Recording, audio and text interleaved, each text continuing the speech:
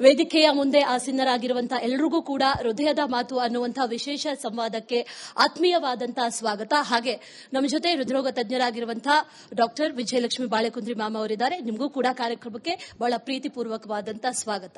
ನಮಸ್ಕಾರ. ಹೃದಯದ ಮಾತು ನಾ ಹೆಸರು ಕೇಳಿದ ತಕ್ಷಣ ಹೇಗನ್ಸುತ್ತಂತಂದ್ರೆ, ಅಕಸ್ಮಾತ್ ಈ ಹೃದಯ ಒಂದ್ ವೇಳೆ ಮಾತಾಡಿದ್ರೆ ಹೇಳ್ತಾ ಇತ್ತು, ಒಂಚೂರು ಕೂಲ್ ಡೌನ್ ಆಗು, ಒಂಚೂರು ಚಿಂತೆ ಬಿಟ್ಬಿಡು, ಒಂಚೂರು ಸ್ಟ್ರೆಸ್ ಅನ್ನ ಕಮ್ಮಿ ಮಾಡ್ಕೋ, ಆರಾಮಾಗಿ ಬದುಕು ಅಂತ ಬಹುಶಃ ಹೇಳ್ತಾ ಇತ್ತೋ ಏನೋ. ಆದ್ರೆ ನಮ್ ದುರಾದೃಷ್ಟ, ಹೃದಯ ಮಾತಾಡೋದಿಲ್ಲ, ಆದ್ರೆ ಸಿಗ್ನಲ್ಸ್ ಅನ್ನ ಬಹಳ ಬೇಗ ಕೊಡುತ್ತೆ. ದುರಾದೃಷ್ಟವನ್ನ ಅದೃಷ್ಟವನ್ನಾಗಿ ಬದಲಿಸಿಕೊಳ್ತಾ ಇದ್ದೀವಿ ನಿಮ್ಮ ಮೂಲಕ. ಅದಕ್ಕಂತ ಡಾಕ್ಟರ್ಸ್ ಇದ್ದಾರೆ. ಒಂದಷ್ಟು ಹೃದಯದ ಏರಿಳಿತವನ್ನ ಮುಂದಿನ ಒಂದಷ್ಟು ನಿಮಿಷಗಳ ಕಾಲ ನಾವೆಲ್ಲರೂ ಕೂಡ ಬಹಳ ಗಮನ ಇಟ್ಟು ಕೇಳೋಣ. ಯಾಕಂದ್ರೆ ಹೃದಯವನ್ನ ಅರ್ಥಕೊಂಡಿರೋರು ಬರೀ ಐ ಲವ್ ಯು ಅಂತ ಹೇಳೋದಕ್ಕೆ ಮಾತ್ರ ಅಲ್ಲ ಹೃದಯ ಇರೋದು. ಅದರ ಹೊರತಾಗಿಯೂ ಕೂಡ ಹೃದಯಕ್ಕೆ ಬಹಳಷ್ಟು ಕೆಪಾಸಿಟಿ ಇದೆ, ಅದರದ್ದೇ ಆದಂತಹ ಕೆಲಸಗಳಿದೆ. ನಮ್ಮ ಹೃದಯ ಆರೋಗ್ಯವಾಗಿದೆಯಾ, ನಮ್ಮ ಹೃದಯ ಸುಸ್ಥಿರವಾಗಿದೆಯಾ, ಇದೆಲ್ಲವನ್ನು ಕೂಡ ತಿಳ್ಕೊಳ್ಳೋದಕ್ಕೆ ಒಂದಷ್ಟು ನಿಮಿಷಗಳು ನಮ್ಮ ಡಾಕ್ಟರ್ ಜೊತೆ ಕಳೆಯೋಣ. ಮೊದಲಿಗೆ ನನ್ನ ಪ್ರಶ್ನೆ, ಒಂದು ಆರೋಗ್ಯವಂತ ಹೃದಯ ಅನ್ನುವಂಥದ್ದು ಯಾವ ರೀತಿ ಕಾಣಿಸುತ್ತೆ? ನಮ್ಮ ಹೃದಯ ಆರೋಗ್ಯವಾಗಿ ಇದೆಯಾ ಅನ್ನುವಂಥದ್ದನ್ನ ತಿಳ್ಕೊಳ್ಳೋದು ಹೇಗೆ? ನಮ್ಮ ಹೃದಯ ಹೇಗಿರುತ್ತೆ ಅನ್ನೋದು ಮೊದಲು ಅರ್ಥ ಮಾಡ್ಕೊಂಡ್ರೆ ಆರೋಗ್ಯವಾಗಿದೆ ಅಂತ ಅರ್ಥ ಮಾಡ್ಕೊಳ್ಬಹುದು. ಬಹುಶಃ ವಿಲಿಯಂ ಹಾರ್ವೆ 15ನೇ ಶತಮಾನದಲ್ಲಿ ಹೃದಯಕ್ಕೆ ಬರೀ 4 ಕೋಣೆ, 4 ಬಾಗ್ಲು, 4 ರಕ್ತನಾಳಗಳು, ಮೇಲೆ ಒಂದು ಪದರು ಅಂತ ಅಷ್ಟೇ ಹೇಳಿದ್ರು. ಆದ್ರೆ ಅಲ್ಲ, ಇದರಲ್ಲಿ ಈಜಿಪ್ಟ್ನಲ್ಲಿ 5000 ವರ್ಷದ ಹಿಂದೆ ಅವ್ರು ಹೇಳಿದ್ರು, ಇದು ನಮ್ಮ ಹೃದಯದ ಎಲ್ಲಾ ಅಂದ್ರೆ ನಮ್ಮ ಮನಸ್ಸಿನ ಭಾವನೆಗಳಿಗೆ ಹೃದಯ ಕಾರಣ ಅಂತ ಹೇಳಿದ್ರು. ಯಾಕಂದ್ರೆ ಕೋಪ ಮಾಡ್ಕೊಂಡಾಗ, ಬೇಜಾರು ಮಾಡ್ಕೊಂಡಾಗ ಎದೆ ಹೊಡ್ಕೊಳ್ಳೋದು ಅದನ್ನ ಅನ್ಕೊಂಡು ಎಲ್ಲವೂ ಹೃದಯದಿಂದ ಬರುತ್ತೆ ಭಾವನೆ ಅಂತ ಅವ್ರು ಅನ್ಕೊಂಡ್ರು. ಆದ್ರೆ ಇಡೀ ಜಗತ್ತಿನ ಯಾವುದೇ ಜನರು ಹೇಳಿದಂತ ಅದ್ಭುತವಾದಂತ ವಿವರಣೆಯನ್ನ ನಮ್ಮ ನಾರಾಯಣ ಸೂಕ್ತದಲ್ಲಿ, ಅಂದ್ರೆ ವೇದಗಳ ಆದಿಯಲ್ಲಿ ಸಹಸ್ರಾರು ವರ್ಷಗಳ ಹಿಂದೆ ಹೇಳಿದ್ರು. ಇದು ಏನು ಅಂತಂದ್ರೆ, ಆ ಪರಮಾತ್ಮನ ಅಂಶ ಇರೋದು ಹೃದಯದಲ್ಲಿ ಅಂತ. ಯಾಕೆ ಹಾಗೆ ಹೇಳಿದ್ರು ಅಂದ್ರೆ, ಎಲ್ಲಿವರೆಗೂ ಹೃದಯ ಮಿಡಿತಾ ಇರುತ್ತೋ ಅಲ್ಲಿವರೆಗೂ ನಾವಿರ್ತೀವಿ. ಹೃದಯದ ಮಿಡಿತ ನಿಂತರೆ ನಾವು ಸತ್ತೋಗ್ತೀವಿ. ಅದಕ್ಕೆ ಅವ್ರು ಹೇಳ್ತಾರೆ, ಇದರಲ್ಲಿ ಅಗ್ನಿ ಬಹಳ ಸೂಕ್ಷ್ಮವಾಗಿ ಸ್ಥಾಪಿತಗೊಂಡಿದೆ. ಇದು ಎಷ್ಟು ಅದ್ಭುತವಾದಂತ ಕೆಲಸ ಮಾಡುತ್ತೆ ಅಂದ್ರೆ, ನಖಶಿಖಾಂತರ ನಮ್ಮ ತಾಪಮಾನ ಚೆನ್ನಾಗಿಡುತ್ತೆ. ಇದೇ ಬ್ರಹ್ಮ, ಇದೇ ವಿಷ್ಣು, ಇದೇ ಮಹೇಶ್ವರ ಅಂತ ಹೇಳುತ್ತೆ. ಯಾಕೆ ಅಂತಂದ್ರೆ, ನಮ್ಮ ಹೃದಯ ಮಿಡಿದ್ರೆ ರಕ್ತನಾಳಗಳಿಂದ ರಕ್ತ ಹರಿದು ಕಣಗಳು ಬೆಳೆಯುತ್ತೆ. 60 ಟ್ರಿಲಿಯನ್ ಜೀವ ಕಣಗಳಿಗೆ ಪ್ರಾಣವಾಯು ಪೋಷಣೆ ಮುಟ್ಸೋದು ಈ ಹೃದಯ ಮಾಡುತ್ತೆ. ಆಮೇಲೆ ಆ ಕಣಗಳು ಚೆನ್ನಾಗಿರ್ಬೇಕು ಅಂತಂದ್ರೆ, ಈ ಪೋಷಣೆ ಹೋಗ್ಬೇಕಂದ್ರೆ 60,000 ಮೈಲಿ ರಕ್ತನಾಳದಲ್ಲಿ ರಕ್ತ ಹರಿಯುತ್ತೆ. ನಮ್ಮ ಶರೀರದಲ್ಲಿ ಅಷ್ಟು ರಕ್ತನಾಳಗಳಿದೆ. ಅದ್ರ ಜೊತೆಗೆ ಬೇಡವಾದಂತ ಡಿಜನರೇಟೆಡ್ ಸೆಲ್ಸು, ಕ್ಯಾನ್ಸರ್ ಸೆಲ್ಸು ನಾಶ ಮಾಡಬೇಕಂದ್ರೆ ಮಹೇಶ್ವರ. ಹಾಗಾಗಿ ಈ ಹೃದಯ ಅತ್ಯಂತ ಅದ್ಭುತವಾದಂಥದ್ದು ಅಂತ ಅಂದ್ರೆ ನಾರಾಯಣ ಸೂಕ್ತದಲ್ಲಿ ಹೇಳಿದ್ದಾರೆ. ಈ ಹೃದಯವನ್ನ ಹೇಗೆ ಚೆನ್ನಾಗಿಟ್ಕೊಳ್ಬೇಕು, ಯಾವಾಗಿಂದ ಚೆನ್ನಾಗಿಟ್ಕೊಳ್ಬೇಕು ಅಂದ್ರೆ, ತಾಯಿಯ ಗರ್ಭದಲ್ಲಿರುವಾಗ್ಲಿಂದನೇ ಚೆನ್ನಾಗಿಟ್ಕೊಳ್ಬೇಕು. ನಾವು 60 ವರ್ಷಕ್ಕೆ, 50 ವರ್ಷಕ್ಕೆ, 20 ವರ್ಷಕ್ಕೆ ನಾನು ಜಿಮ್ ಮಾಡ್ತೀನಿ, ಅದ್ ಮಾಡ್ತೀನಿ, ಇದ್ ಮಾಡ್ತೀನಿ ಅಲ್ಲ. ತಾಯಿಯ ಗರ್ಭದಲ್ಲಿದ್ದಾಗ ಮೊದಲು 3 ತಿಂಗಳಲ್ಲಿ ಆ ಹೃದಯ ಮಿಡಿಯಕ್ ಪ್ರಾರಂಭ ಆಗತ್ತೆ, ಅದು ಅಲ್ಲಿ ರೂಪುಗೊಳ್ಳುತ್ತೆ. ಆ ಸಮಯದಲ್ಲಿ ತಾಯಿ ಏನಾದ್ರೂ ಕೆಟ್ಟದನ್ನ ಮಾಡಿದ್ರೆ, ಅಂದ್ರೆ ಔಷಧಿಗಳನ್ನ ತಗೊಂಡ್ರೆ, ಬೇಡವಾದಂಥ ಪದಾರ್ಥಗಳನ್ನ ತಗೊಂಡ್ರೆ, ನಶಾ ಮಾಡಿದ್ರೆ, ನಿದ್ರೆ ಮಾತ್ರೆಗಳನ್ನ ತಗೊಂಡ್ರೆ, ಎಕ್ಸ್ರೇ ತೆಗೆಸ್ಕೊಂಡ್ರೆ, ಅಥವಾ ಗರ್ಭಪಾತ ಆಗ್ಲಿ ಅಂತ ಏನಾದ್ರೂ ಔಷಧಿಗಳನ್ನ ತಗೊಂಡ್ರೆ ಆ ಹೃದಯ ನಾಶ ಆಗಿ ಹೋಗುತ್ತೆ. ಹಾಗಾಗಿ ಈ ಹೃದಯ ನಾಶ ಆಗಬಾರ್ದು ಅಂತಂದ್ರೆ ತಾಯಿಯ ಪಾತ್ರ ಬಹಳ ದೊಡ್ಡದು.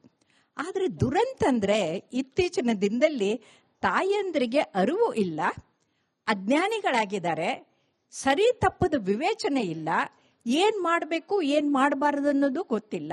ಹಾಗಾಗಿ ಹೃದಯದನ್ನ ಅಂದ್ರೆ ಭ್ರೂಣದ ಹೃದಯವನ್ನ ಅಲ್ಲೇ ನಾಶ ಮಾಡ್ತಾ ಇದ್ದಾರೆ. ಉದಾಹರಣೆಗೆ ಹೇಳ್ತೀನಿ, ಗಂಡಸರಿಗಿಂತ ನಾವೇನ್ ಕಡಿಮೆ ಅಂತ ಸ್ಮೋಕಿಂಗ್ ಶುರು ಮಾಡ್ತಾರಲ್ಲ, ಆ ಸ್ಮೋಕಿಂಗ್ ಶುರು ಮಾಡಿದಾಗ ಬಾಲ್ಟಿಮೋರ್ ಸ್ಟಡಿ ಪ್ರಕಾರ ತೋರಿಸಿದ್ದಾರೆ, ಆ ಸ್ಮೋಕ್ ಇದ್ದಿದ್ದು ರಕ್ತನಾಳದ ಒಳಗಡೆ ಹೋಗಿ ಆ ಎಲ್ಲ ವಿಷಕಾರಿ ಪ್ಲಾಸೆಂಟಾ ಮುಖಾಂತರ ಭ್ರೂಣದ ಹೃದಯಕ್ಕೆ ಹೋದಾಗ ಬಲಗಡೆ ಭಾಗ ಎಲ್ಲ ಡ್ಯಾಮೇಜ್ ಆಗಿ ಹೋಗ್ಬಿಡುತ್ತೆ.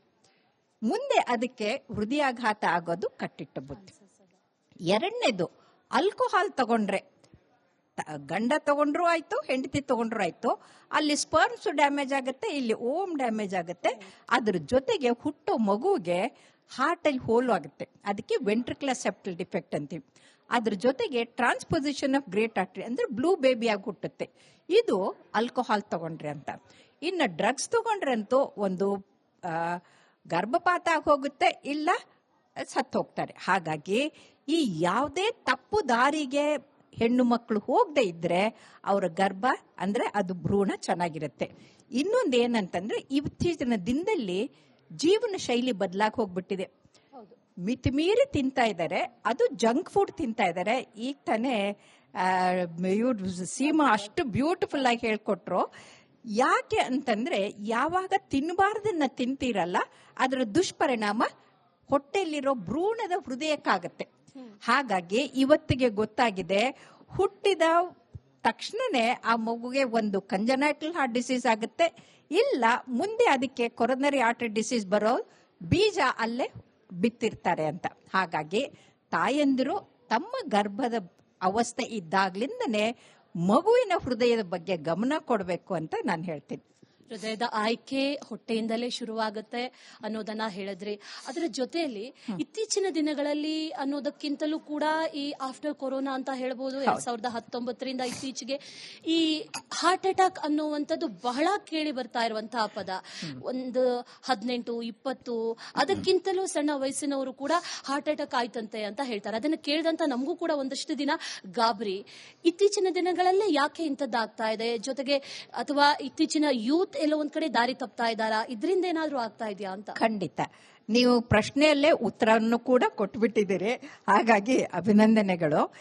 ಕೊರೋನಾ ಬಂದಾಗ ಏನಾಯ್ತು ಅಂತಂದ್ರೆ ನೀವು ನೋಡಿರ್ಬೋದು, ಯಾರು ದಿನಸಿ ಅಂಗಡಿ ಮುಂದೆ ಕ್ಯೂನಲ್ಲಿ ನಿಂತ್ಕೊಳ್ಳಿಲ್ಲ. ಎಲ್ಲಿ ನಿಂತ್ಕೊಂಡಿದ್ರು? ವೈನ್ ಶಾಪ್ ಮುಂದೆ. ಸೊ ಆಲ್ಕೋಹಾಲು ಡ್ರಗ್ಸು ತಗೊಳ್ಳೋದು ವಿಪರೀತ ಜಾಸ್ತಿ ಆಗಿ ಹೋಗ್ಬಿಟ್ಟಿದೆ.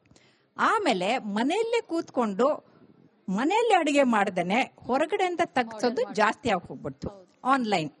ಸೊ ಕೂತಲ್ಲೇ ಹೋಮ್ ವರ್ಕ್ ಫ್ರಮ್ ಹೋಮ್ ಅಂತ ಕೂತಲ್ಲೇ ಕೂತ್ಕೊಳ್ಳೋದು, ಇವು ಎಲ್ಲವೂ ಕೂಡ ಹೃದಯಾಘಾತಕ್ಕೆ ಕಾರಣ ಆಗುತ್ತೆ.